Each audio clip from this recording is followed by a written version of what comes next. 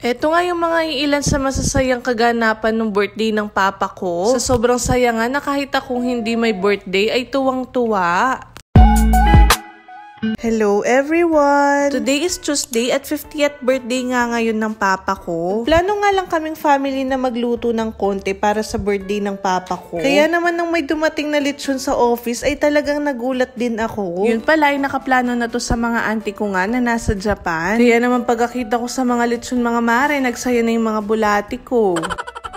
Pero dahil nga paborito rin ito ng nanay ko, yung lola ko sa papa ko, ay nakaramdam din ako ng lungkot. Dahil for sure kung nandito lang yun, hindi pa nag-uumpisa yung party, naka-Sharon na nga siya.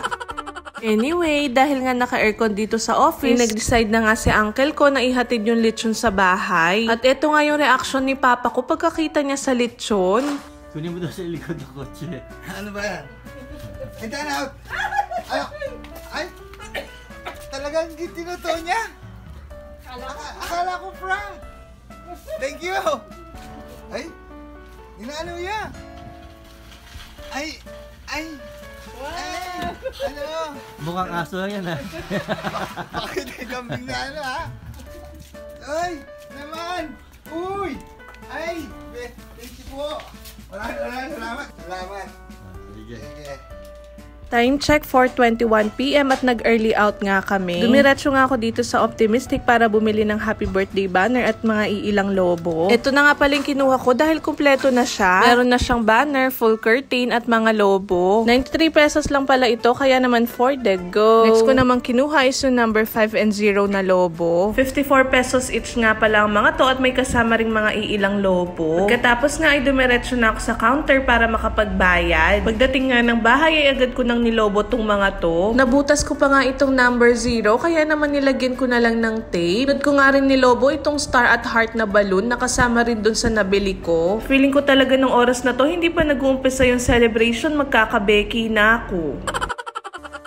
Dito naman ay inaayos na rin ni mama ko yung gold curtain. Ako naman ay patuloy pa rin nga sa paglululobo. Diyos ko, huwag nyo nang tanungin kung kumusta ako dyan. Halos mawalan na ako ng hininga mga mare. Buti na lang talaga naluto na yung Shanghai dyan, kaya naman nakakadekwat-dekwat ako. Nungali baka nahimatay na ako. Meron pa ngang mga kasamang regular na lobo yan, pero dahil nga ako lang yung naghahangin mga mare, hindi ko na nilobo. Eto nga at kinakabit na namin yung happy birthday banner dito. Pagkatapos sa isa-isa ko na nga rin kinabit yung mga lobo. Kaya naman eto na yung pinaka-final look niya. At syempre, hindi naman mawawala dyan yung pagkanta natin sa birthday celebrant. 3, go! Happy birthday to you!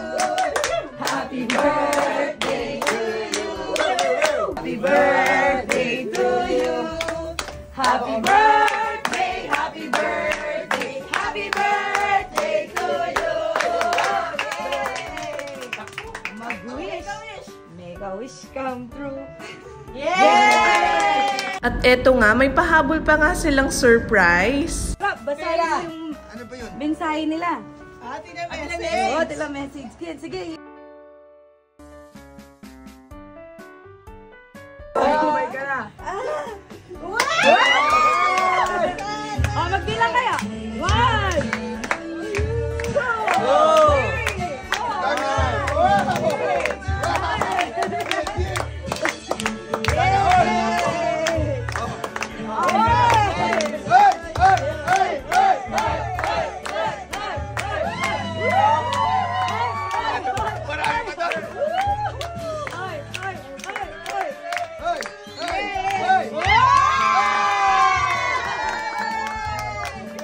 Baka naman, pautang, char.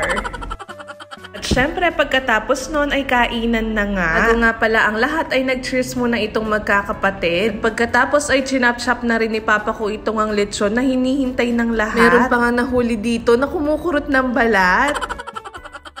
Hindi na nga rin ako nakapag-video dyan mga mare dahil kumain na rin nga ako. Pero tingnan nyo naman tong si uncle ko, talaga namang napaupo na lang habang kumakain nga ng lechon.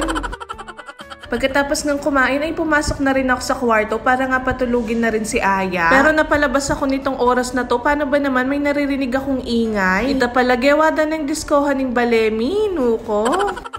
Anyway, sabi ko nga kanina, hindi man ako yung may birthday pero sobrang saya ko rin talaga ng oras na to. Kaya naman maraming salamat sa mga auntie ko at uncle ko na walang sawang sumusuporta sa papa ko. Kapag financial man yan at lalo na yung emotional, sobrang salamat po. Kaya naman for sure kung nandito lang si nanay ay siya nga ang pinakamasaya ngayong araw na to. Dahil nakikita nga niya paano magmahalan yung mga anak niya. Totoo nga niyan mga mare, ay ilang beses nga napaluha ang papa ko nung araw na to. Dahil alam ko sobrang saya rin niya at the same time ay sobrang nga niyang namimiss si nanay. Kaya naman kung nasan ka man ngayon, nay, alam ko sobrang saya mo. Huwag kang mag-alala, nay, may nakatabi ka pa ring lechon.